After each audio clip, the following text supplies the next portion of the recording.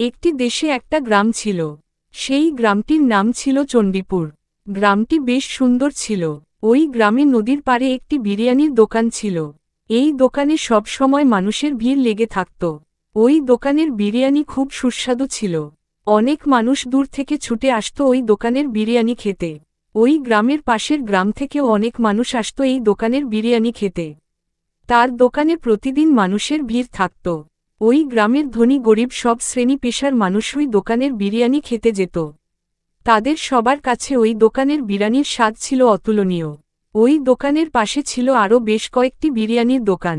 ওই সব দোকানে মানুষের তেমন কোনো ভিড় থাকত না।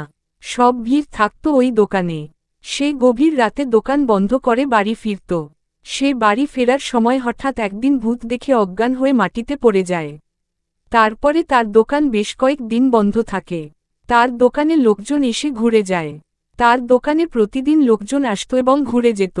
অপরদিকের ওই বিরিয়ানির দোকানগুলো তখন লাভজনকভাবে ব্যবসা শুরু করতে লাগল। তো বন্ধুরা, ভিডিওটি ভালো লাগলে অবশ্যই চ্যানেলটি সাবস্ক্রাইব করো।